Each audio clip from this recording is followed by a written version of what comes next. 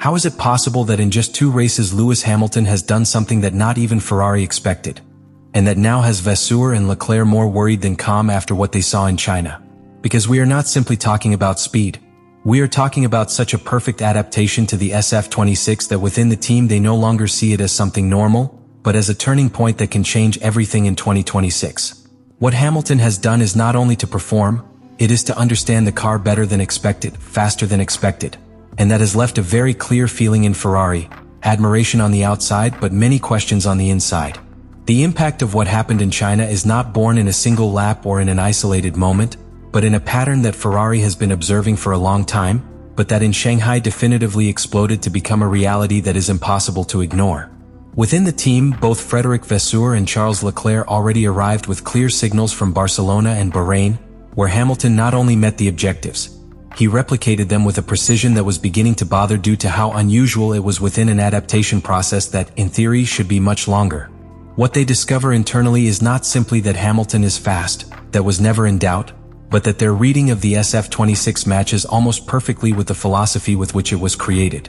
This completely changes the scenario because it means that the driver is not forcing the car to his style, but is understanding the car as Ferrari designed it from the first moment.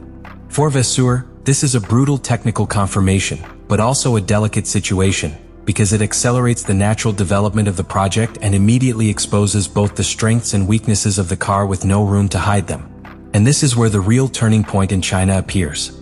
Hamilton's qualifying lap wasn't just competitive, it was eye-opening.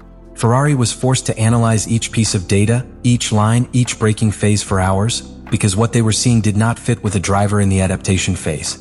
Hamilton braked later without compromising rear stability, he managed the exit of slow corners better, avoiding energy losses, and above all, he maintained a clean steering wheel that showed absolute control of the car's behavior in areas where the SF26 tends to punish any excess.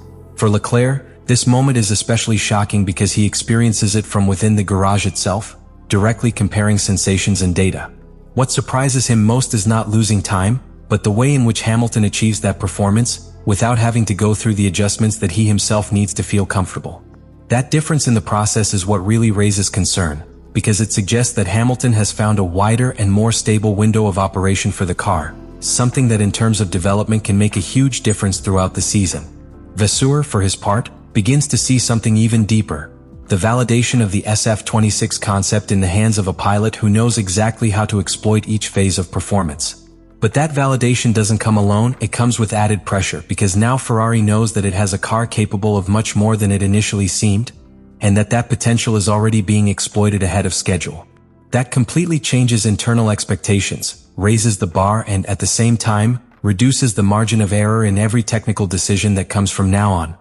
All of this builds a very clear scenario within the team. Hamilton has not only adapted quickly, he has altered Ferrari's internal balance in record time.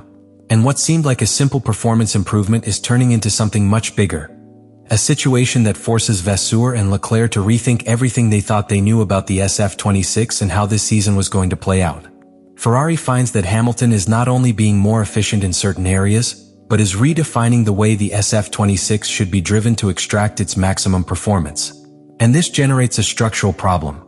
The car has more potential than the team itself was exploiting, but that potential depends on a very specific sensitivity that not all drivers can replicate in the same way. This is where Vasseur's real concern comes in.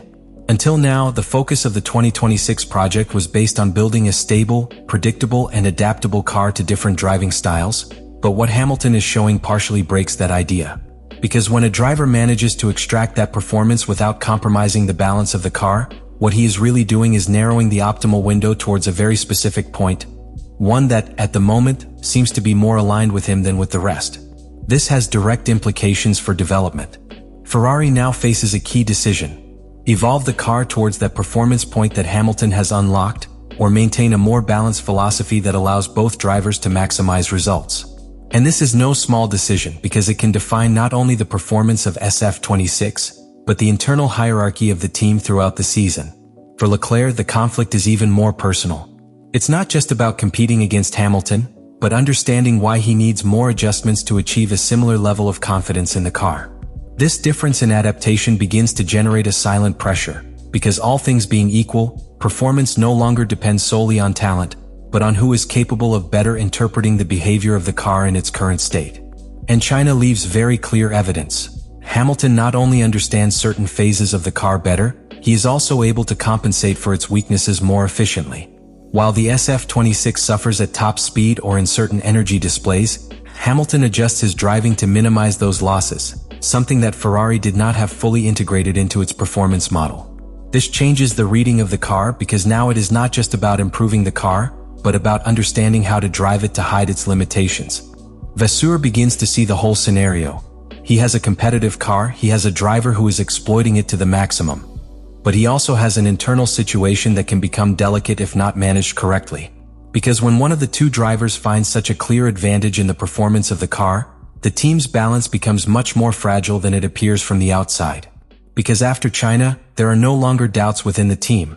Hamilton is not a one-time peak, it is a solid base on which it can build internal dominance if Ferrari does not react in time.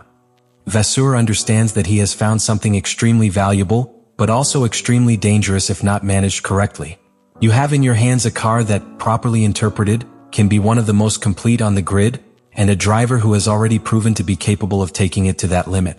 But at the same time, he knows that that level of performance is not being replicated on both sides of the garage, and that breaks one of the fundamental pillars of any championship team: internal coherence. This is where the scenario becomes critical. Ferrari can no longer afford to develop the SF26 in a neutral way, because it now has a clear reference, a direction set by Hamilton. And following that direction involves taking risks. Adapting the car towards that optimal point can make it even more competitive, but it can also leave Leclerc out of that window if he fails to converge with that driving style. For Leclerc, this is the most delicate moment of all, because it is no longer just about understanding the car, but about adapting to a new reality within the team. Hamilton has not only arrived, he has set a standard from the first moment, and that forces us to react quickly. The pressure does not come from outside, it comes from within, from the data, from direct comparisons, from each lap in which this difference in adaptation becomes visible. And while all this is happening, Ferrari begins to realize something even more important. Hamilton is not in the growth phase, he is already in the maximum exploitation phase of the car.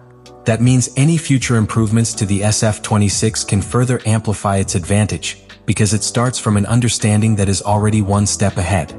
This is the point where Vasseur's concern becomes completely logical. It's not just what Hamilton is doing now, it's what he can do when the car evolves.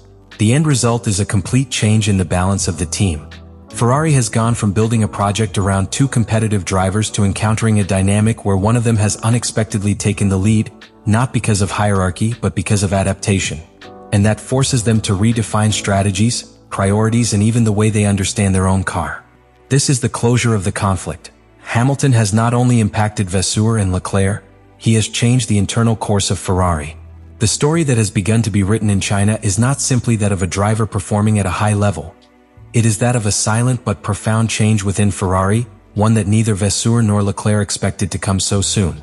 Because what Hamilton has shown is not just speed, it is understanding, it is connection, it is a capacity for adaptation that has broken all the expected times and that has forced the team to look at itself from a completely different perspective. Ferrari now knows that it has a car with more potential than they thought, but it also knows that this potential is not automatic, it is not accessible to anyone under the same conditions. And therein lies the real key point of this whole story. Hamilton has found something within SF26 that the team itself is still coming to terms with. For Vasseur, this is a huge opportunity, but also a critical responsibility.